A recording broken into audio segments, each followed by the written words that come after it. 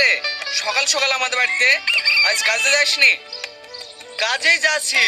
তোর ভাবি লাড়ু করেছে তো, তাই তোর লেগে এসছি। ভাবি এসব খাবার খেতেও পারে। ও গো, এ তো গো শফিক এসছে, কিছু সাইডটি খেতে দাও। না না, আমি রোজা আছি, তুই জানিস নি? আরে ছিসি, তোদের রোজা শুরু হয়েছে তো আমার মনেই নাই। খাওয়ার কথা বলেছি, কিছু মনে করিস নি ভাই? না আমি তোর কথা কিছু মনে করতে পারি? ঠিক আছে তুই থাক, আমি কাজে চলে গেলাম। হে দেখো গো, শফিক লাড়ু লেসে খাও। দেখি নাড়ু। কি গো, লাড়ুগুলো ফেলি দিলি কেনে? ওই মুসলিমদের হাতে নাড়ু আমি খাবো না। তাই বলে তুমি ফেলি দিবা? ওদের বাড়ি থেকে ছোটবেলা থেকে খাই আমি মানুষ, তুমি না খেলে না আমি খাবো। নির্মল, বৌমা ঠিকই কইছে, মুসলমান দেখলে অত মাতামাতি করো না। বন্ধ আছে, রাস্তা আছে, বাড়িতে এসে সব অসৎ করো না। এখন আমারে সারা বাড়ি গঙ্গা জল ছিটাইতে হইব। মা, এসব আবল তবল কথা বললো না তো। আমাদের একটাই ধর্ম, আমরা মানুষ, সবাই একসঙ্গে মিলেমিশে চলবো। বাবা, আমার জন্য কইছি না, সমাজে থেকে তাকে দেখ ওরা কি কইছে। কে কি বললো ও আমি দেখবো না। শফিক আমার বন্ধু, বন্ধুই থাকবে।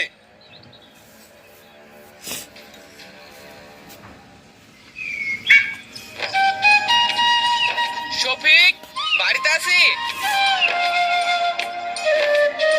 হ্যাঁ আছি। কি ব্যাপার, তুই মাঠ থেকে আসছে নাকি? হ্যাঁ ভাই, তোদের রমজান মাস পড়েছে, তাই গাছ থেকে একটা কাঁঠাল নিয়ে আসলাম। তোর আবার সব কাজে বেশি বেশি, এত ছোট কাটার পরে কি দরকার? বেশি কথা বলিস নি তো। এই এসরটা খেয়ে দেখবি, হেভি টেস্ট। ঠিক আছে লে, খাবো। ইফতারের টাইম হয়ে যাচ্ছে, হাত মুখ ধুয়ে আয়, একসাথে খাবো।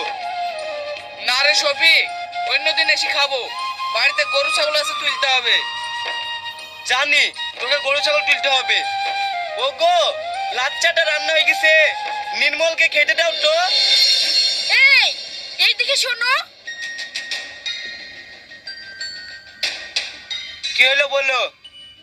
আমি 5 কেজি লাচ্ছা রান্না করেছি নাকি, তাই ওকে খেতে দিতে বলছো? ঠিক আছে লে, আমাকে যদি লাচ্চা দিতি, আমার ভাগটা তুই ওকে দে। ঠিক আছে তাই দিছি, ওকে বসতে বলো।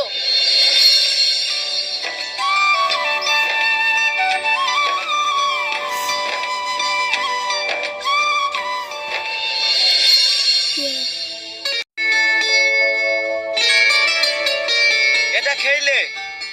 সত্যি কথা বলতে আমার খুব খারাপ লাগছে। তুই রোজার মানুষ, তোর সামনে খাবো কি করে? আরে আমি অর্ডার দিছি, তুই খাতো।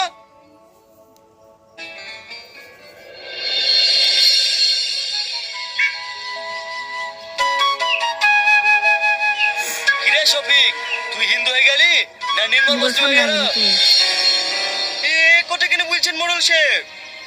বলবো না তোদের যা চলন বলন, তুই যাচ্ছিস হিন্দু বাড়িতে খেতে, নির্মল আছে তোদের বাড়িতে খেতে, তোদের ব্যাপারটা কি বলতো?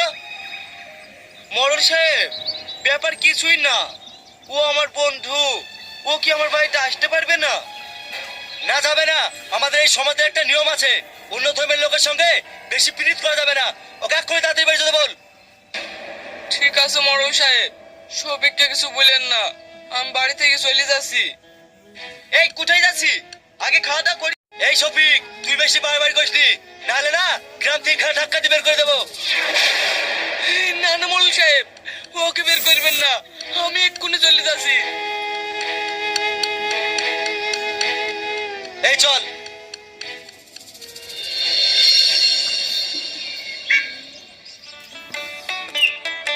নির্মল, বাড়িতে আসি। কি ব্যাপার, আপনি কেন এসেছেন আমাদের বাড়িতে? আমার স্বামীকে অপমান করে আপনার শান্তি হয়নি, এখন আমার বাড়িতে এসেছেন অপমান করতে? ভাবি, আমি কেন অপমান করবো? আমাদের গ্রামে মরল উল্টো পাল্টা কথা বলেছে। আমরা সব বুঝি, আমার ছেলেকে প্ল্যান করে বের করে দিছো। তাড়াতাড়ি বাড়ি থেকে বেরিয়ে যাও, নাহলে ঘাট ধাক্কা দিয়ে বের করে দেবো। মা, তুমি কাকে ঘাট ধাক্কা দিয়ে বের করে দেবো বলছো? ওখানে অপমান করবে, অপমান করেছে ওর গ্রামের লোক।